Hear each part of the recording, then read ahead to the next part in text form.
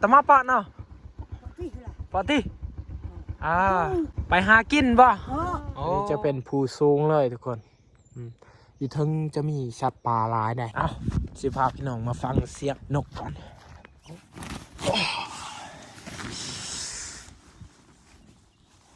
ได้น้ำทีนี้พวกเราเดินทางกับหอดบ้านทุ่งสะทุกคนสบายดียามเสาร์ทุกคนโอ้นอนเมื่อคืนนี่หนาวอะไรทุกคน ความหนาวนี่14 องศาทุกคนแล้วก็เช้ามื้อนี้ทีมงานของพวกเราว่า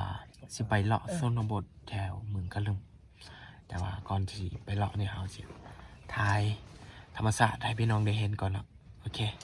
ไป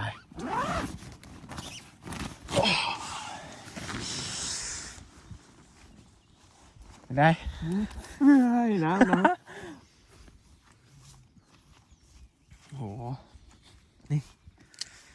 บรรยากาศทุกคนบรรยากาศตอนเช้านี่คักอะไรเนาะว่าอยากเบิ่งทะเลหมอกทุกคนแต่ว่าช่วงนี้ทะเลหมอกยังไม่มีเนาะช่วงนี้มีแต่ลมแล้วก็หนาวทุกคนหนาวนี่14 องศาเลยเมื่อคืนนี้ครั้งนี้ก็จะเต็มไปด้วยป่าได้นี่เต็มไปด้วยป่าไม้แล้วก็อยู่พุ่นจะเป็นภูสูงเลยเห็นป่ะ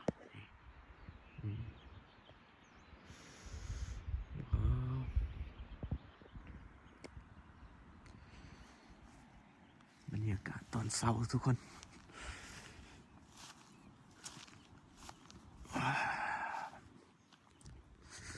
เมื่อคืนนี่ทีมงานของพวกเขาพากันนอนอยู่นี่กลางเต็นท์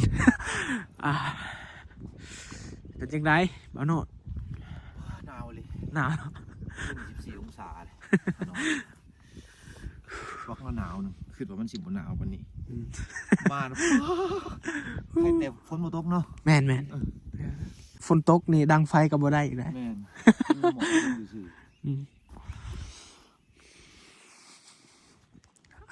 เบาคุยสิพาพี่น้องมาเบิ่งบรรยากาศตอนเช้าแล้วก็ถ่ายทอดธรรมชาติอยู่ป่าอยู่ดงอันนี้จะเป็นภูหัวโลนเลยข้างนั้นจะเป็นป่าไม้โอ้โหเสียงนกนี่ร้ายเลยทุกคนเสียงนกเสียงอีหยังต่างๆนี่โอ้โหบรรยากาศนี่ร้ายเลย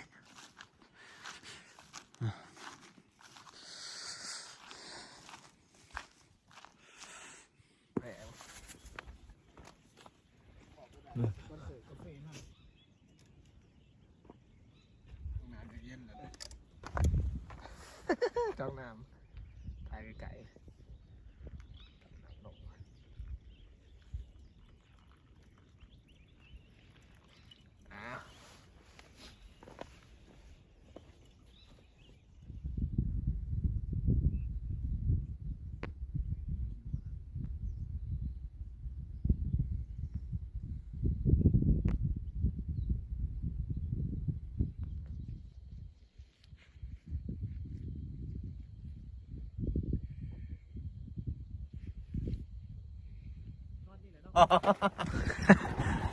ไปใช้นี่ไปหุ้นบ่ไปได้ก็ดีนะไปได้ครับเมื่อคืนไม่มีถังผมแล้วเนาะไปลงมันชันพูดได้สำหรับรถใหญ่เขาลงเลยจับตรงกันเรียบร้อยสิไปใช้ก็ได้สบาย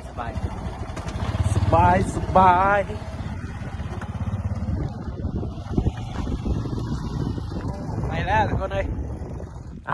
สิพาพี่น้องมาฟังเสียงนกก่อนโอ้เสียงนกลายเลยเสียงนกลายอะไรทุกคนนี่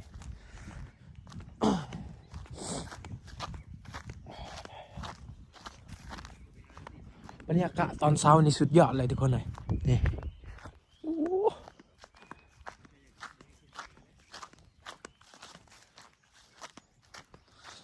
ทางนี้มีแต่ปลาไหม้เลยทางนี้นกลายอะไรนกโอ้นี่บรรยากาศทุกคนเลย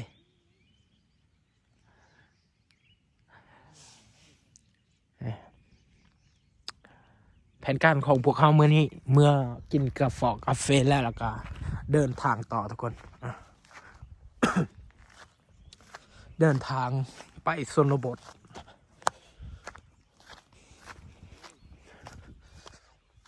อ๋อบรรยากาศนี่ทุกคน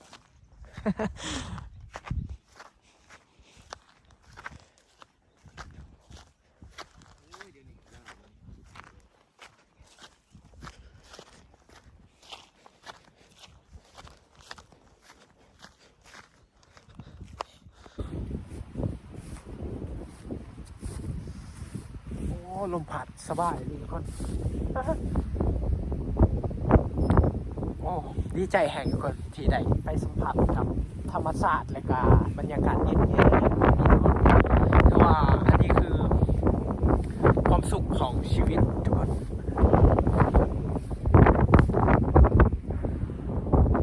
ได้เห็นธรรมชาติเต็มๆเลย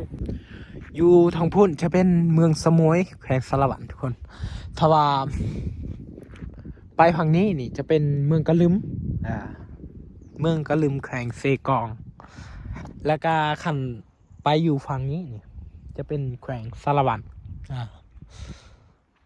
แต่ว่าก่อนที่จะไปแขวงสารวันนี่เราต้องได้ข้ามธรรมศาสตร์หรือว่าภูผาป่าไม้หลายเลยทุกคนนี่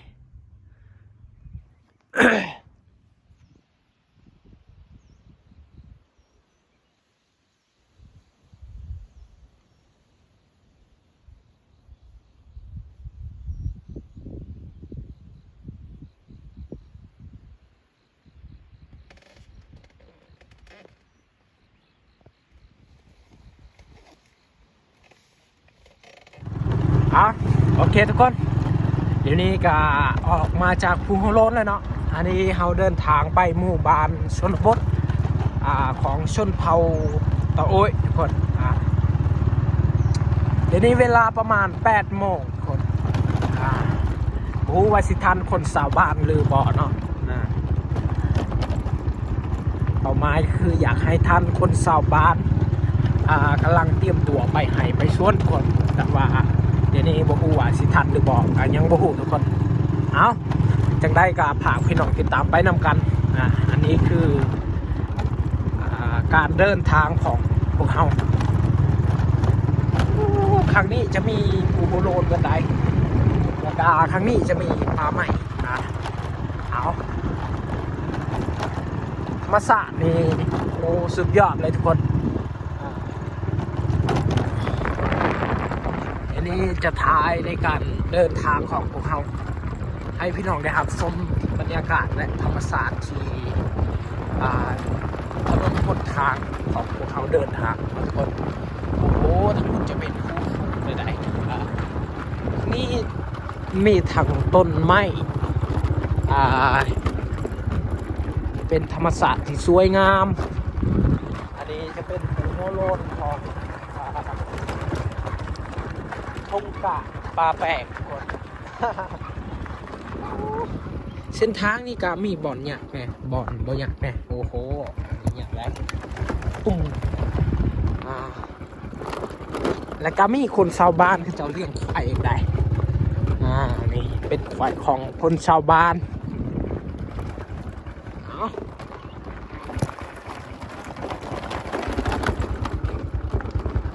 นี่ทาง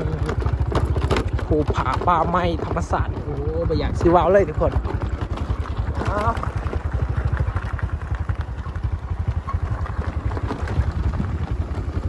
นี่คือการเดินทางของ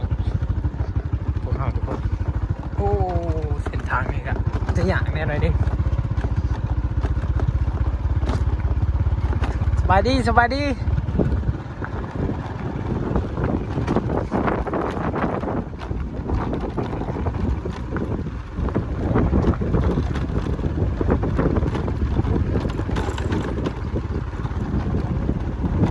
เวลาตอนเช้านี่มีคนชาวบ้านเจ้าไปให้ไปสวนทุกคนเจ้าจะย่างทางนี้แหละ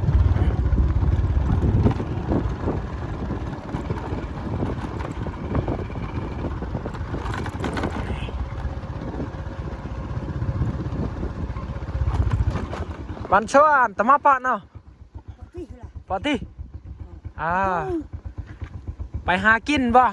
โอ้ ไปหาป้า ไปหาป่าเนาะเอาขอให้ได้เด้อ คนชาวบ้านจะเอาไปหากินคนนี้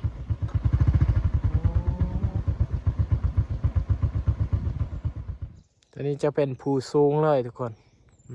อีกทั้งจะมีสัตว์ป่าหลายได้เพราะว่าจะเป็นหมูป่าบอหรือว่าขาแดงอย่างต่างๆก็จะมีวันทุกคนเดี๋ยวนี้เดินทางกับทีมงานบ่าวหนุ่มพาเราทุกคนสองคนไปเส้นทางของพวกเขาเดินทางนี่ก็จะเรียกตามติดหูเนาะ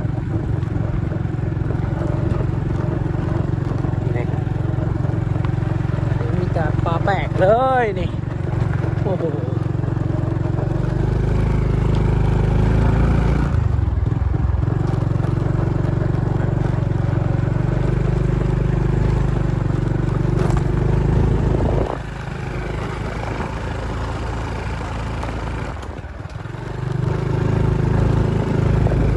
เส้นทางตัวนี้ถ้าว่าไปอยู่ทางล่างบางคุยนี่จะเป็นไปหอดหมู่บ้านชนเขากระตู้เลยนะแต่ว่าไปทางหน้านี่จะเป็นชนเผ่าตะโอ้ยและก็เส้นทางข้างหน้านี่จะเข้าเมืองตะโอ้ยว่าไปทางล่างนี่จะเป็นเมืองกระลืมแขวงเซกอง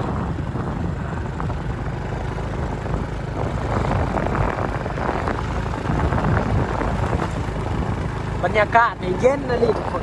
เพราะว่าได้สัมผัสกับธรรมชาติที่เที่ยวงามสดใสทุกคนเห็นต้นไม้นี่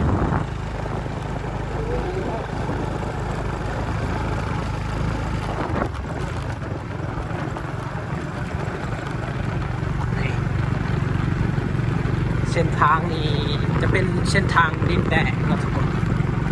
ถ้าว่าฝนตกนี่ไปอาจจะค่อนข้างยากหน่อยนึงแต่ว่าฝนบ่ตกนี่ก็โอ้โหพอดีสุดยอดเลยทุกคนอันนี้จะเป็นป่าใหม่เลยนี่เส้นทาง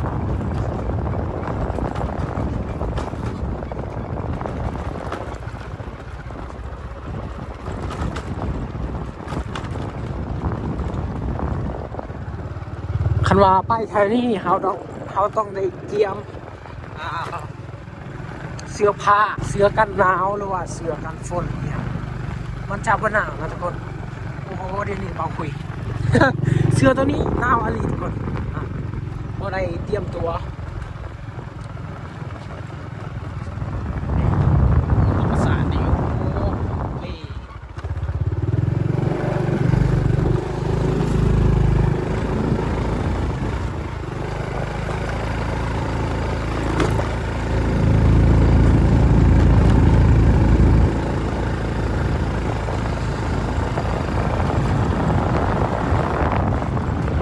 จะเป็นภูใด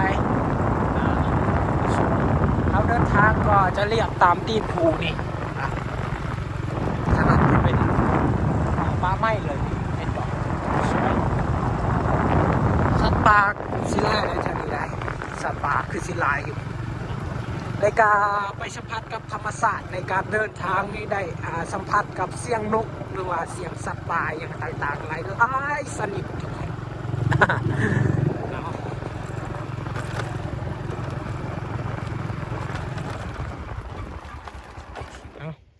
ทีนี้พวกเราเดินทางกับหอดบ้านทุ่งสะทุกคนตอนหน้าบ้านทุ่งสะเนาะเดี๋ยวเบาคุยสิเขาไปในหมู่บ้านเขาเจ้าสิพาพี่น้องมาเบิ่งบรรยากาศเนาะอันนี้คือเส้นทางเดินเส้นทางเข้าไปหมู่บ้านทุ่งสะทุกคนจังได้กับพี่น้องติดตามไปนำกันเด้อโอเคทุกคนเดี๋ยวนี้ถือว่าเราเดินทางกับหอดตามจุดหมายป้ายทางของพวกเราทุกคนก็คือหอดบ้านทุ่งสะเดี๋ยวบอกคุยสิท้ายให้พี่น้องมาเบิ่งบรรยากาศในหมู่บ้านเขาเจ้าเนาะแต่ว่าอยากให้พี่น้องติดตามตอนต่อไปเดี๋ยวบอกคุยสิเข้าไปเนาะให้พี่น้องติดตามไปนำกันโอเคสำหรับคลิปนี้ก็คือคลิปเดินทางไปหมู่บ้านทุ่งสะทุกคนอยากให้พี่น้องติดตามไปนำกันตอนต่อไป ก็คือบรรยากาศในหมู่บ้านเข้าเจ้าทุกคน เอาคลิปนี้ก็ขอจบเพียงเท่านี้ก่อนทุกคน